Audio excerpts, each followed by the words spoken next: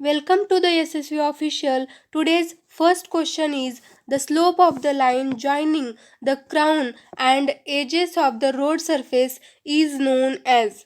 Road सरफेसमध्ये जो crown आणि रोड एजेसला कनेक्ट करणारा जो स्लोप आहे त्याला काय म्हणलं जातं? Cross slope, cross fall, camber हे तिन्ही ऑप्शन्स बरोबर आहेत. So correct answer is any of the above. The slope of the line joining the crown and edges of the road surface is known as cross slope, cross fall and camber. See, in this cross section of the road surface, या cross सेक्शनमध्ये ही जी slope दिसतो हा crown middle portion is crown and then these are the cross slope. या पोर्शनला जो upper portion आहे या पोर्शनला कॅरेज वे किंवा पेवमेंट म्हणलं जातं. कॅरेज वे कारण यावर व्हेकल हे कॅरी केले जातात, म्हणजे व्हेकल हे मूव्ह होतात या पोर्शनवर. So it is called as the carriage way or a pavement.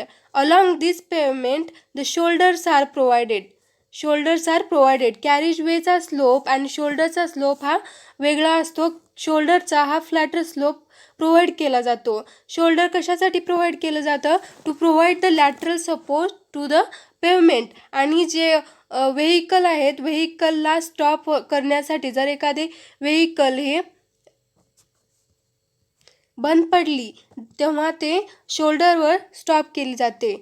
आणि carriage way plus shoulder on both sides is called as the roadway width or formation width. आणि plus roadway width plus road margin on the both side is called as the road land width. आणि हे side drain हे road मार्जिनमध्येच provide केले जातात. Side drain, berm हे road मार्जिनमध्ये येतात. Next question is, in a 500 gram sample of a coarse aggregate, there are 100 gram flaky particles and 80 gram elongated particles. What are the flakiness and elongation indices? Total काढायचं आहे as per IS. आता 500 gram sample आहे, यामध्ये 100 gram फ्लॅकी particles आणि 80 gram हे elongated particles आहेत. The flakiness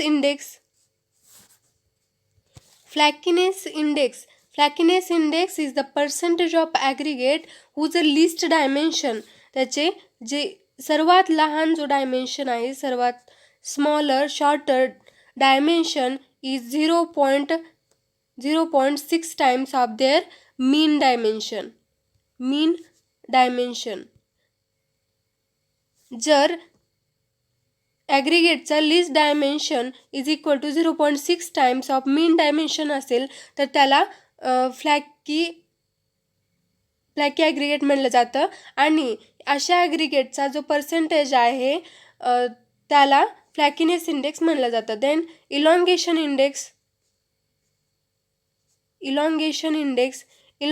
इंडेक्समध्ये जे largest dimension आहे, greatest dimension is 1.8 times of mean dimension असतं. आणि अशा इलॉंगेटेड पार्टिकलचं जे पर्सेंटेज आहे त्याला इलॉंगेशन इंडेक्स असं म्हणलं. आपल्याला डायरेक्ट फ्लॅकीनेस ॲग्रिगेटचं वेट आणि इलॉंगेशन ॲग्रिगेटचं वेट दिलेलं आहे. फ्लॅकीनेसचं दिलेलं आहे 100, तेव्हा फ्लॅकीनेस इंडेक्स काय येतो? 100 डिवायडेड बाय टोटल 500 ग्रॅम हे इंटू 100 इज इक्वल टू हे 20% येतं.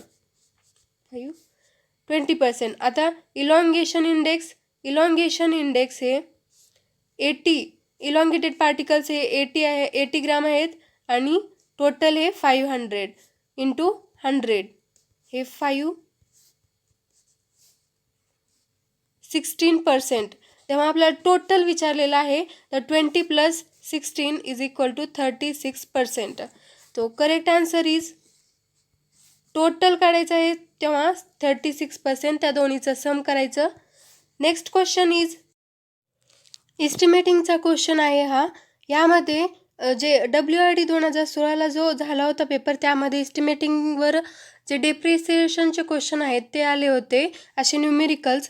त्यामुळे हा पण क्वेश्चन येऊ शकतो. A person construct a building of plinth area equal to 120 meter square on a plot of land in a locality at a cost of 1,20,000. Calculate the cost of similar building of a plinth area 150 meter square to be constructed in the same locality by plinth area rate method. Plinth area rate method he approximate method आहे, जे की similar building वरून आपण ते estimate करतो. तर solve करूया. क्वेश्चनला दिलेला आहे जी सिमिलर एक्झिस्टिंग बिल्डिंग आहे तिचा प्लिंथ एरिया 120 मीटर स्क्वेअर आणि जी कॉस्ट ऑफ कन्स्ट्रक्शन करण्यासाठी जी कॉस्ट लागली आहे ती आहे कॉस्ट ऑफ कन्स्ट्रक्शन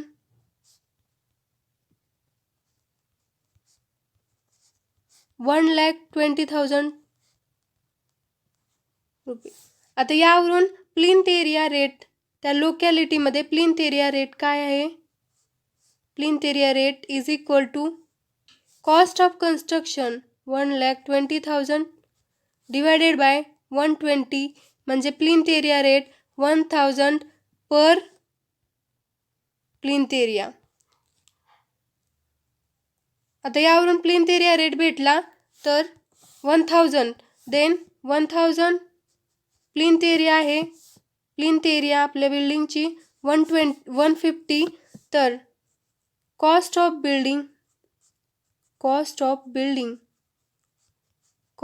बिल्डिंग हे मल्टिप्लाय केल्यानंतर 1,50,000 हे करेक्ट आन्सर असणार आहे. ऑप्शन फर्स्टमध्ये 1,50,000 this is the correct answer. Okay, next question is the ratio of shearing stress to shearing strain within the elastic limit is known as. Options आहेत modulus of elasticity, shear modulus of elasticity, bulk modulus of elasticity, tangent modulus of elasticity. Modulus of elasticity is the ratio of linear stress to linear strain within the elastic limit. This is called as modulus of elasticity. त्यालाच Young's modulus म्हणलं जातं आणि ते denote केलं जातं ईने. Then shear modulus of elasticity is denote केलं जाते जीने. Is the ratio of shear stress to shear strain. Shear stress to shear strain within the elastic limit is called as the shear modulus of elasticity. Bulk modulus of elasticity denote केले जाते K ने is the ratio of direct stress to volumetric strain. Direct stress to volumetric strain is the bulk modulus of elasticity. आता tangent modulus of elasticity काय आहे? Tangent modulus of elasticity हा stress स्ट्रेनचा graph, this is stress आणि हा strain. Stress स्ट्रेनचा graph जो असतो स्टीलचा, यामध्ये द स्लोप ऑफ टँजंट, कोणत्याही पॉईंटला आपण एखादे टँजंट काढला, slope of the tangent at any point on the stress strain curve is called as the tangent modulus of elasticity. तर क्वेश्चन आहे ratio of shearing stress to shearing strain. Correct answer is shear modulus of rigidity किंवा modulus of rigidity. Next question is, a hydrograph is a graphical representation of a discharge flowing in a river at a given location with passage of a time. एकदम correct statement आहे. Hydrograph काय show करतं? जे discharge आहे रिव्हरमध्ये, discharge at a given location with passage of a time is called as the hydrograph. Then hydrograph plot केलं जातं on time on x axis and y axis वर discharge हे प्लॉट केलं जातं. हे पण करेक्ट आहे. Then represent the discharge fluctuation in to river at a site over a given time period. तर रिव्हरमध्ये जे डिस्चार्जचं फ्लक्च्युएशन असतं टाईमनुसार ते रिप्रेझेंट करतं हायड्रोग्राफ. ऑप्शन डी हे पण करेक्ट आहे. Then indicates the peak flow. Peak flow indicate करतं हायड्रोग्राफ, हे पण करेक्ट आन्सर आहे. So hydrograph is the graphical representation of a discharge flowing in a river at a given location with passage of time. Then x-axis वर time and y-axis वर discharge. Discharge fluctuation denote करतं. peak flow पण indicate करतं. all of this correct. In this figure this is the hydrograph. या हायड्रोग्राफमध्ये हा जो आहे हा पीक असणार आहे, पीक flow. This is the rising limb